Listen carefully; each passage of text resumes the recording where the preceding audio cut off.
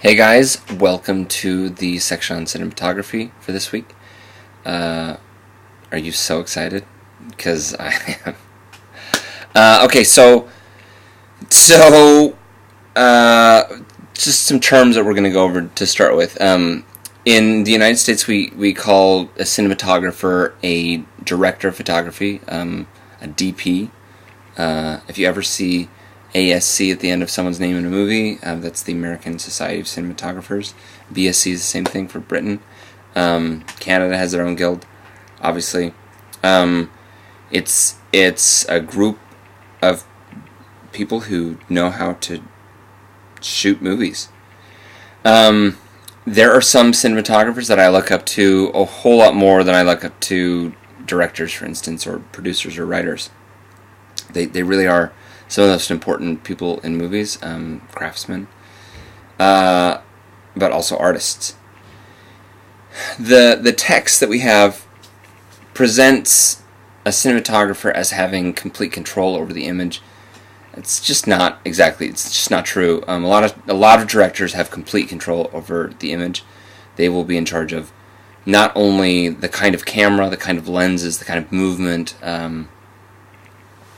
how you experience the movie, but you also will have directors who will be in charge of the film stock, and not just the millimeter of the film stock, but the speed, the ISO. They're very particular about not just the lens millimeter, but the brand of lens and the way that lenses are shot. Some couldn't care less. You have directors like John Sayles, who is a MacArthur Grant winner and a really important mind in film and literature, but he considers himself mainly an author, has very little to do with the image, and so his cinematographers are really left to decide a lot of that stuff. You have directors like Woody Allen, who Woody Allen said, I learned how to make movies from Gordon Willis, who shot the Godfather series and things like that, but he's the one who Woody Allen attributes to teaching him how to make a movie, because the cinematographer really took over how to do this. It's not just telling jokes, it's not just performances, there's a lot more to it, obviously. Okay, so in the United States we say DP and cinematographer. What's the difference? In the United States there's nothing. Sometimes you'll hear DOP, that means that they're coming from Britain, just means director of photography again. There's a lot of different acronyms depending on what country, what film culture you're coming from. Also, the difference between a cinematographer. Let's talk about cinematography, what that word means. So photography, photo means light, and ography means in writing, or studying. Sometimes ologies that, but ography is writing, and light. Photo means light, so photography is writing and light. Cinematography is writing with movement, which is a really interesting thing. So if you're a cinematographer, you're writing with movement. That's a beautiful idea, I think. We're going to challenge that idea as we talk today, but that's important. So what's the difference between an operator and a cinematographer? An operator is someone who runs the camera. So I learned this, the first films I started making when I was working with cinematographers. I found that it didn't matter. My cinematographer and I had discussed things, where we would keep the subject in the frame, how the camera was going to move, when the camera would move in relationship to the actors and the action in general. And the operator had a completely different idea, and so we had to completely re-educate the operator because he wasn't on the same page as the cinematographer and I were. The operator has immense control over the image. If they aren't doing as you ask or whatever, it can be a completely different experience. So most of you know that if you watch the beginning videos, I just finished shooting a film. And in the editing process of this film that we just finished, it's really a stressful situation. Some of these things we were on a very tight budget, and we'd be in the edit, and I would just be screaming about not screaming. I'm not a screamer. I'm not a screamer. But I'd be really frustrated about the operating, and so I would see, you know, it was supposed to be a static frame, but then in the middle of them talking, you'd go like this, and then it would go like that, and you would just, it's like you can't use that shot, but we didn't have any other shots because that was the perfect take, and the rest of them we didn't even go all the way through, and so you're really in a tight spot. If the operating is not up to par, the cinematography doesn't matter at all. In Britain, for instance, you always would have the cinematographer be the operator. In the United States, that happens frequently. Sometimes you have directors like Steven Soderbergh, even though he's got another name that he goes under named Peter Andrews, or did. I guess he's done making films now. But he not only was the director, but he was also the cinematographer. He just had a different name, and he operated. So he was in complete control just because he felt like he could move faster and he could accomplish more if he was working that way. And that was a big move in his career to do that. Well, other people don't trust themselves. So on this film, I was working with a cinematographer who was also operating, and she really wanted to be in charge of that. And I just, at a certain point, we had a conversation, and she said, I feel like it'd be better if you operated. She just didn't feel confident in that, in operating for a certain scene, one thing or another, you know. That is kind of a completely acceptable practice in the United States. In Britain, you would always be operating if you're the cinematographer. I spent a lot of years in the Polish film industry, and it's becoming more multicultural now, but you have a separation for certain schools of thought, and it's the same thing for other schools of thought. The point is, the operator is in charge of how to move the camera. Are they in charge of focus pulling? Well, what is focus pulling? If something's in focus, we know the word. Is that the same thing as zooming? It's very important that we understand that it's not. Focusing and zooming are completely different. Zooming has to do with the lens, and focusing has to do with the way that we, how clearly we see the image. There are a lot of things that affect the focus. For instance, aperture, so how much light is being let in, is a factor in this situation. But focus pulling is very rarely done by a cinematographer or an operator. So you have what's called an AC, an assistant camera person. First AC is always in charge of the camera, is in charge of the focus. You got second AC, who oftentimes does marks. That means second assistant camera person. Gets the marks, so they can tell you how far away the subject is and how it needs to be in focus. We've kind of lost touch of this because so many of us take pictures and make movies on our phones, and the only way that it focuses is you touch it. And if it's in focus, then if you've touched it, then it's in focus on the object. You hope. It's not really, because how often is it focused on the wrong thing? Anyway, you need to have people to do that on sets very often. So let's talk about what some of these things are. What is a shot? How long did this shot last? And what is a take? What is a setup, etc. So if you're shooting a scene, you might have a camera angle from this position, and the action might be here. Then you might have another setup where the camera is behind the action over here for whatever reason. You might have another camera angle from over here. All of these are different setups. Unless they are done with 3 cameras simultaneously, it's a lot more expensive to do that. It's a lot more difficult to make sure that you don't have other cameras in the shot, other lighting equipment in the shot, etc., etc. Every time that you move the camera, you need to move the lighting, typically. So it's a very difficult thing to have another setup in a scene. You have some cinematic cultures that you shoot the entire scene in just one shot.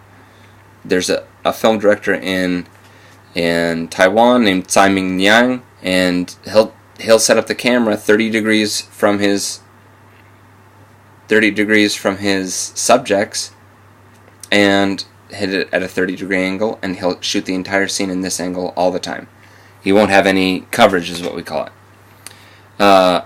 Whereas you can have a 3-second scene from an American director that will turn out to be, there can be 30, 40 setups. If they have a lot of money and they have a lot of resources, and that's the style of the film, then they'll have a lot of setups. You'll have a Michael Bay film that will have a cut every second or less in some of his movies. So you'll have to have a lot of coverage in order to have that happen. How many takes you have depends on the directing style and the way that the actors function, etc., etc. So some directors will have, Clint Eastwood is proud that he will only have one. He'll get it first on the first take. That's really important for him. He gets it on the first take.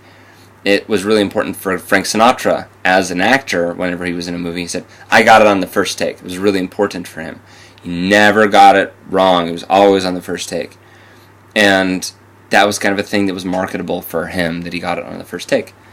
Whereas you have other filmmakers like Robert Bresson, when he's making a film, he will have the actors do this over and over and over again. He'll sometimes have 50 takes for the same action, whether it be small or not, until he gets it perfect. This film that I just shot, for instance, most of our takes were, we had 3-4 takes at the most.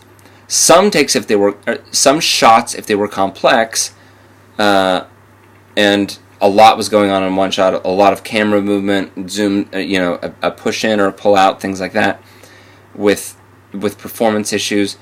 There's one scene we had 16 takes of one shot. So one shot had 16 takes.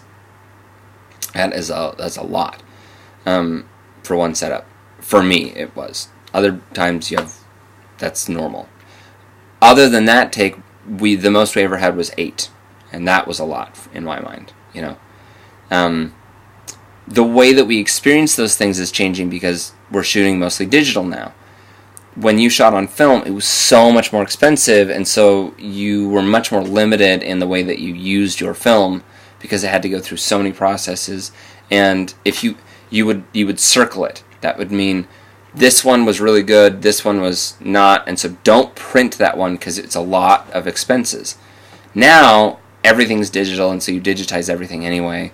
That doesn't mean it doesn't take up hard drive space, because just the hard drives I had to buy were thousands of dollars for this last movie that I shot. It can be thousands and thousands of dollars. I didn't shoot that much, so it wasn't thousands and thousands of dollars. But there are still expenses.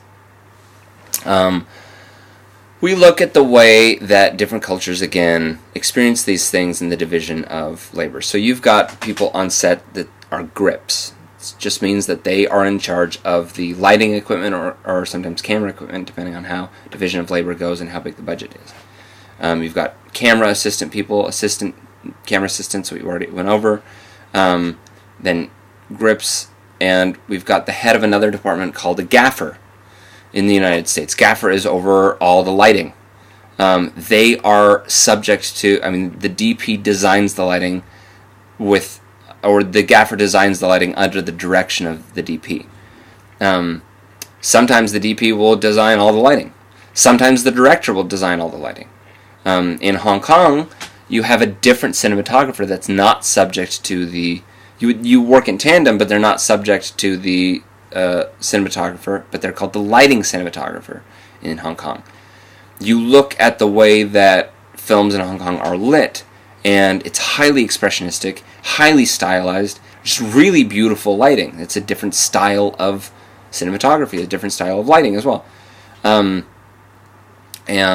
it's just a different feel. The way that the culture and industry is shaped there shapes what that is. We've got really expressionistic lighting. You go and you look at a Kubrick film. Most of Kubrick's films have a blue and a gold element at some point in the same frame in these films. So you've got some blue light coming in, some amber light coming in from another direction, and he likes the contrast of that in his films. You've got third world cinema that will never use color lighting at all. You've got Sometimes you'll see filmmakers like Cronenberg that kind of eschew that expressionistic lighting, but you'll still have a red light and a green on one side and a green light on the other side, and you'll see that. You might not notice it when you're watching the film if you're not paying attention to the color of the lighting, the style of the lighting.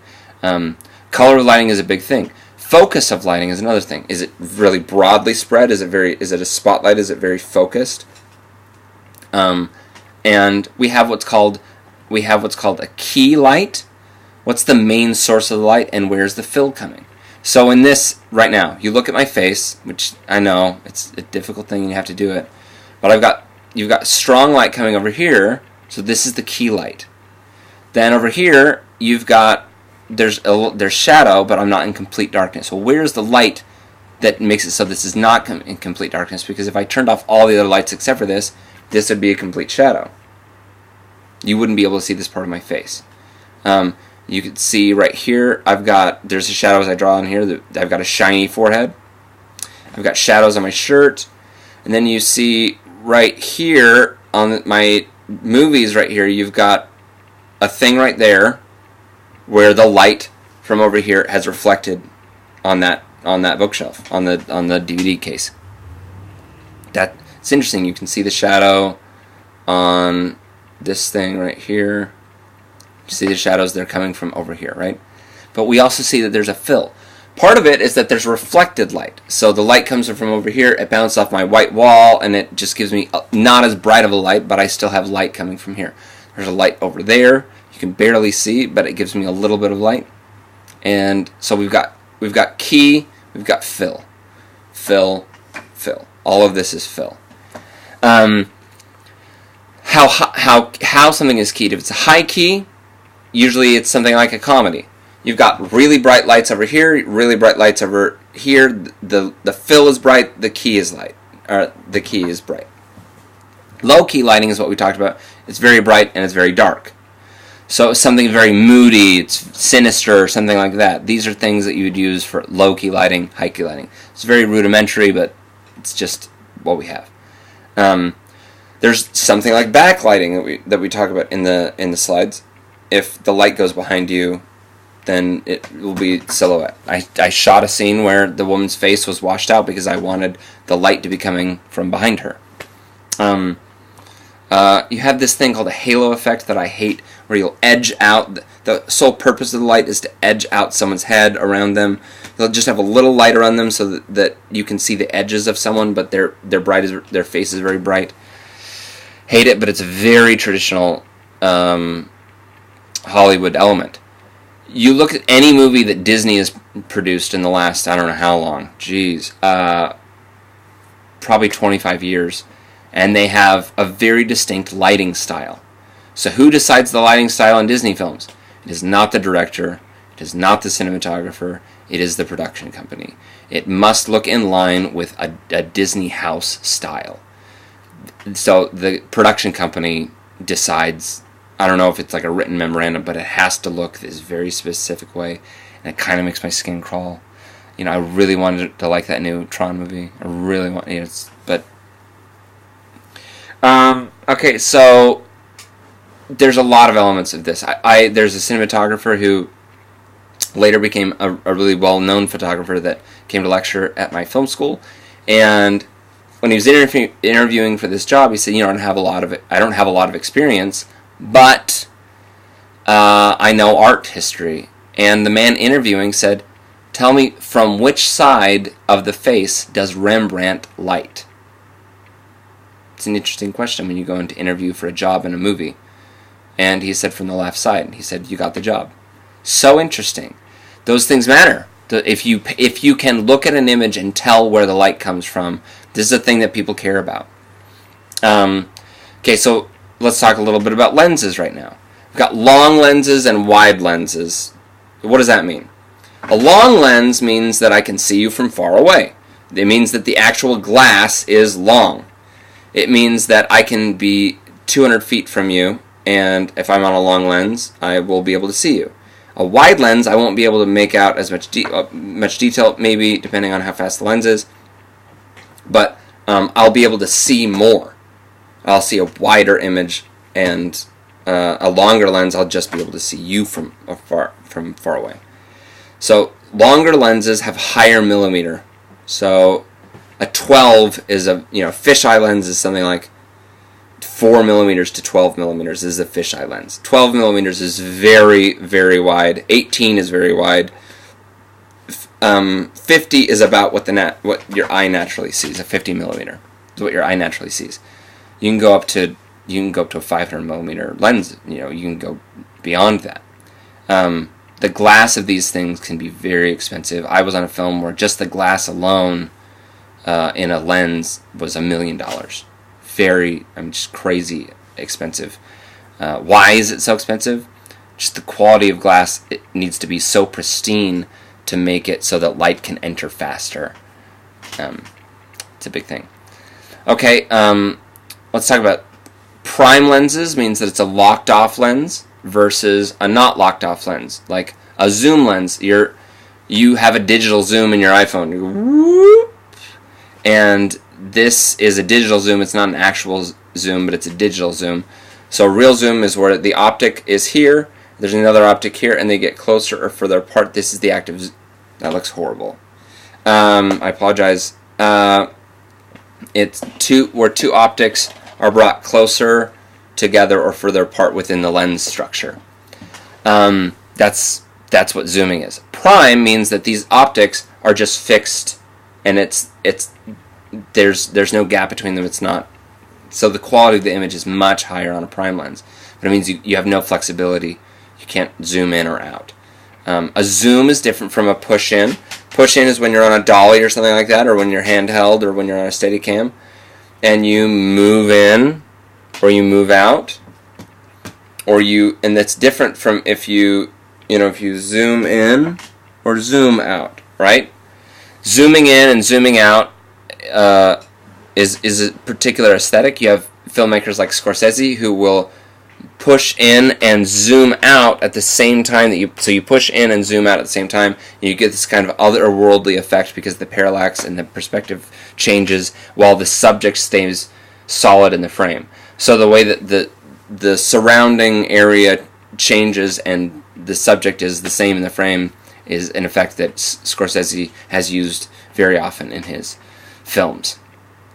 Let's talk really quickly about focus. You've got rack focusing. So, depth of field. Let's talk about that. Right now, the DVDs are kind of in focus. I'm in focus right now, but it could be that it's very soft, and all of the DVDs, even though they're just a few feet behind me, would be completely out of focus if you had a shallow depth of field. Depending on the amount of light, the kind of lens. If it's a longer lens, the depth of field is more shallow. If you have, depending on how much light you're letting in to the lens, not just how much light is around you, but how much light you're letting in through the lens, this affects the depth of field. So some situations you can't rack focus because everything's in focus. That's an aesthetic that I prefer, but a lot of times you want something to have a shallow depth of field so you have control in the image of what it is that the audience is looking at. There's a scene in The Hateful Eight that just came out, this new Tarantino movie, where you see Jennifer Jason Leigh, and then every time she turns around, it's a rack focus, and then rack focus back to her, rack focus back theirs, and she's out of focus and they're not, and the scene goes on for minutes of what seems like to me, and it's just rack focus, this way, this way, this way. That's called rack focusing. Okay, let's talk about tilting is when you go like this, or panning is when you go like this with the camera. Tilting is when you go like this with the camera. You boom up is when you go like this. Boom down is when you go like this. A push in is when you go like this. Pull back is when you go like this. You can go on track that's curved, and you can pan and tilt all these things at the same time. You need a lot of crew and equipment to be able to do that. You could be on a jib arm, so there's a dolly over here, and then there's a big arm that moves around so that the dolly stays in place, but you have the jib.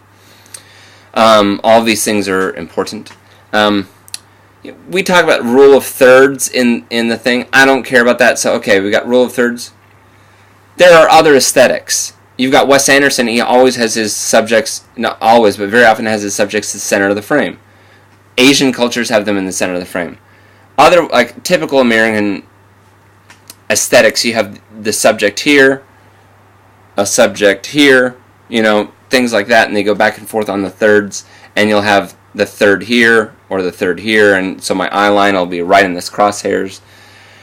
That's a thing that Americans do, but it's not. This is not the only film culture, right? It's not the only film culture.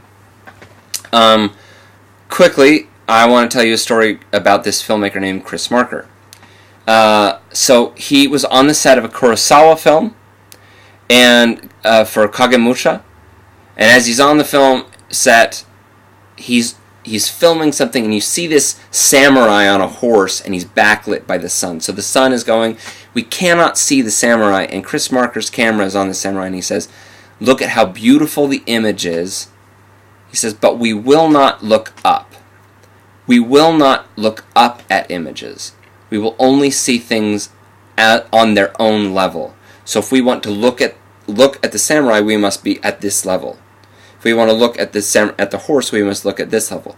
We can never look this way, or this way." Now, this is not a rule, but this thing that he's presented as a rule provides us with a lot of thought. For many filmmakers, the aesthetic choices you make, how you move the camera, where you place the camera, the angle at which you move, etc., etc., the lens on which you find yourself. So you have Bresson always on a 50mm lens. Ozu always on a 50mm lens. They're philosophical choices, and they speak to something very poetic for them. You don't have to buy that, but this is the thing that speaks to their world philosophy, and it's an important thing for them. So they're communicating something through these aesthetic choices that they make. Okay, so then you've got, so I went to a film school where Wally Pfister, who's a cinematographer turned director that made a terrible, unfortunate movie called Transcendence that ended his career a little bit. But he shot all of Chris Nolan's movies, and I got to spend some time with them, and they came to my film school and taught about when they were making Dark Knight. It was right around the time they made Dark Knight. And they said the only thing they knew is they always wanted the camera to be moving. They didn't know which direction or where it was, but it was always needed to be moving. That was an aesthetic choice for them because they said it just is boring if it's not. It's just boring if it's not. Well, we're going to watch a film this week called Early Summer. It's absolutely an exquisite, beautiful, really important film. But it's just really touching to me, Every shot in this film is a static shot. I mean, it's just not moving. We don't have any pans or tilts. We don't have any dollies in, dollies out. It's a static frame. Does that mean they didn't have the equipment for movement, that they couldn't find a swivel head someplace? No, it doesn't mean that at all. It's a very deliberate aesthetic choice. And I want you to think, what is it trying to communicate as you do that? Okay, I would consider Ozu the greatest filmmaker to have lived. I'm a big fan of a lot of filmmakers. Kiarostami is a big person for me. Dreyer's a big person for me. Hitchcock's pretty amazing, Lynch. I would place Ozu over all of them. He made something like 80 films. They're extremely easy to watch and heartwarming. For me, I'm a better person when I watch them. But I encourage you to think about what philosophical takes this has. I hope you enjoy the film. Keep up the good work, and talk to you soon.